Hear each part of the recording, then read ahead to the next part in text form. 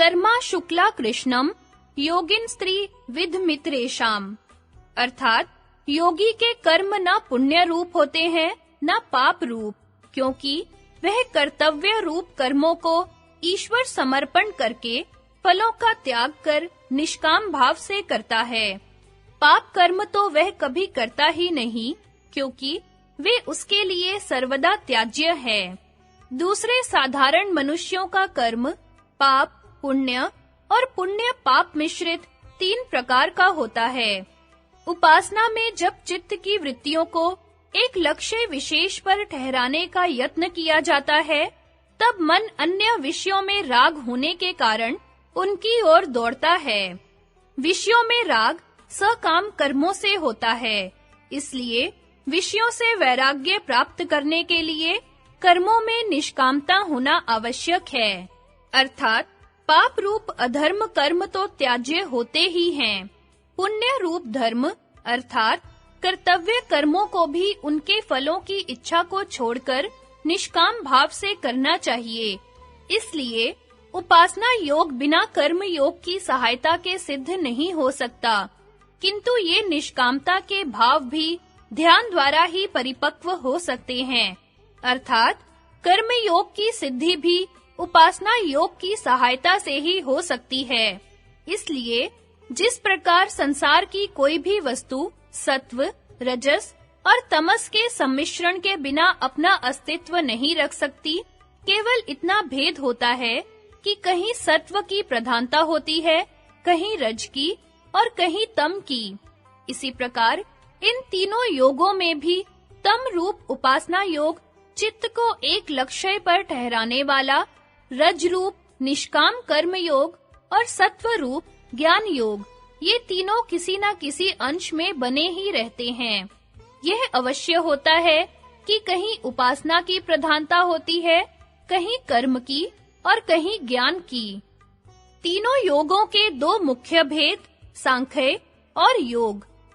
इन तीनों योगों के 2 मुख्य भेद सांख्य और योग नाम से किए गए हैं। जहाँ भक्ति योग और कर्म योग पर अधिक जोर दिया गया हो, वह योग निष्ठा कहलाती है, और जहाँ ज्ञान को प्रधानता दी जाती है, वह सांख्य निष्ठा कहलाती है। इन दोनों निष्ठाओं का वर्णन सांख्य प्रकरण के आरंभ में विस्तार पूर्वक कर दिया गया है।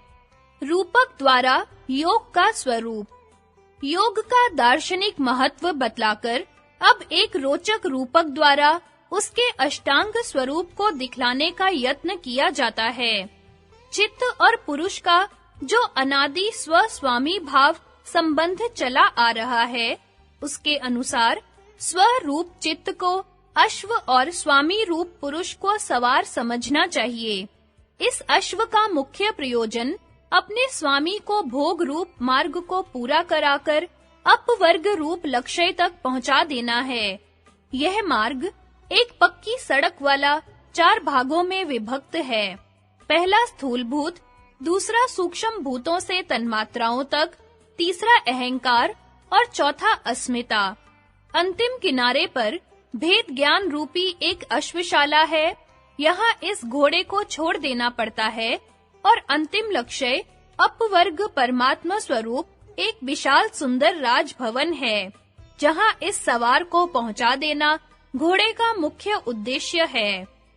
सकाम कर्म रूप असावधानी से पुरुष घोड़े की पीठ पर से नीचे गिरकर बाग पकड़े हुए घोड़े के इच्छा अनुसार असमर्थता से उसके पीछे घूम रहा है।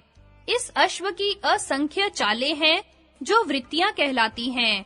ये 2 प्रकार की हैं। एक क्लिष्ट जो पुरुष के लिए अहितकारी है, दूसरी अक्लिष्ट जो पुरुष के लिए हितकर है। वह 5 अवस्थाओं में रहती है: मूढ़, क्षिप्त, विक्षिप्त, एकाग्र और निरुद्ध। इनमें पहली 3 अवस्थाएं पुरुष के प्रतिकूल हैं, केवल अंतिम 2 अनुकूल हैं। यह घोड़ा पहली 3 अवस्थाओं में अपनी अनंत क्लिष्ट चालों से संसार रूपी घोर भयंकर वन में विषय वासना रूप हरियाली की ओर भाग रहा है, और सवार जन्म, आयु और भोग रूपी नदी नालों, खाई खंदक कांटे और पत्थरों में असमर्थता से घसीटता हुआ उसके पीछे चला जा रहा है और सुख दुख रूपी चोटों से पीड़ित हो रहा है। एक अपरिमित समय से उस अवस्था में रहते हुए पुरुष अपने वास्तविक स्वरूप को सर्वथा भूल गया है और घोड़े के साथ एकात्म भाव करके उसके ही विषयों को अपना मानने लगा है। ईश्वर अनुग्रह से जब आध्यात्मिक विषयक सत्शास्त्रों और निःस्वार्थ आप्तकाम योगी गुरुओं के उपदेश से उसको अपने और इस घोड़े के वास्तविक स्वरूप का तथा अपने अंतिम लक्ष्य का पता लगाता है, तब वह यम नियम के साधनों से घोड़े की क्लिष्ट चालों को अक्लिष्ट बनाता है। आसन का सहारा लेकर घोड़े की रकाब पर पैर रखने का यत्न करता है। प्राणायाम की सहायता से रकाब पर पैर जमाने में समर्थ होता है। प्रत्याहार द्वारा वशीकार करके उसकी पीठ पर सवार होने में सफलता प्राप्त करता है। भोग रूपी पक्की सड़क की ओर घोड़े का मुख फेरना धारणा है। घोड़े को उस ओर चलाना आरंभ कर देना ध्यान है और सड़क के निकट पहुंच जाना समाधि है। वितर्क, विचार, आनंद और अस्मिता अनुगत रूप एकाग्रता की अवस्थाओं से क्रमानुसार भोग रूपी मार्ग के स्थूल, सूक्ष्म, अहंकार और अस्मिता रूपी भोगों को समाप्त करता है। विवेक ख्याति द्वारा घोड़े को अश्वशाला में छोड़कर सर्ववृत्ति निरोध अपवर्ग नामक शुद्ध परमात्मा स्वरूप रूपी विशाल राजभवन में पहुंचता है। दूसरे मनोरंजक उदाहरण द्वारा योग का स्वरूप। सिनेमा के साधारण श्वेत रंग की चादर के समान सत्व चित्त का स्वरूप समझना चाहिए। यह विद्युत के सदृश आत्मा के ज्ञान से प्रकाशित हो रहा है। भेद केवल इतना है कि विद्युत जड़ होने के कारण स्वयं सिनेमा के पर्दे का देखने वाला नहीं है, उसको दूसरे चेतन पुरुष देखते हैं। आत्मा ज्ञान स्वरूप होने से अपने ज्ञान के प्रकाश में जो कुछ चित्त में हो रहा है, उसका दृष्टा है। यही चित्त रूपी पर्दा कुछ रज और तम की अधिकता का मैल लिए हुए एक दूसरे अहंकार रूप पर्दे के स्वरूप में प्रकट हो रहा है।